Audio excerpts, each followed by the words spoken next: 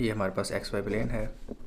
अब हम देखते हैं कि अगर हमारे पास हॉरिजॉन्टल लाइन हो तो उसकी क्या स्लोप आती है, और अगर वर्टिकल लाइन हो तो उसकी क्या स्लोप आती है। हॉरिजॉन्टल लाइन के लिए ये लेट्स सपोज एक कोई हॉरिजॉन्टल लाइन है। हॉरिजॉन्टल लाइन की पहचान ये है कि इसके ऊपर जो वाई की वैल्यू है वो फिक्स रहती है, इसकी हाइट चेंज नहीं होती, ये सिर्फ एक्स की वैल्यू इसके ऊपर चेंज होती है। इसी तरह से हम कोई और लाइन ले लेते हैं जो कि एक वर्टिकल लाइन है।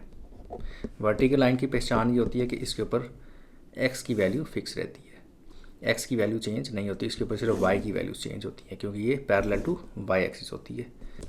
कि हॉरिजॉन्टल लाइन का जो इंक्लिनेशन होता है वो क्या होता है 0 डिग्री, और वर्टिकल लाइन का इंक्लिनेशन क्या होता है 90 degree.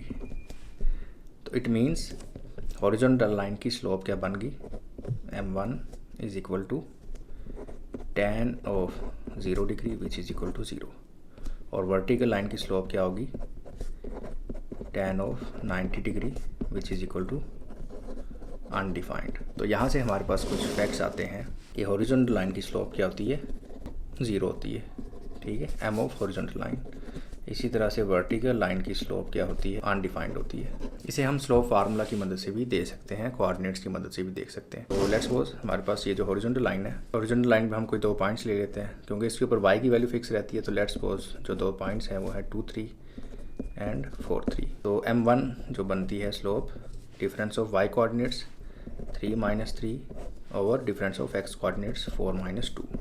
3 - 3 is equal to 0 over 2 which is equal to 0। तो ये वर्टिकल लाइन है, इसके ऊपर हम 2 पॉइंट्स ले लेते हैं, और ये जो 2 पॉइंट्स हैं लेट्स सपोज ये है -2, 3 एंड -2, 5। तो अब इसकी स्लोप देखें क्या आती है, m2 is equal to difference of y coordinates 5 - 3 and difference of x coordinates -2 minus of -2। तो ये आ जाता है 2 और -2 + 2 2/0। और जब भी कोई चीज़ डिवाइड बाय 0 होती है तो इसका आंसर क्या होता है अनडिफाइंड।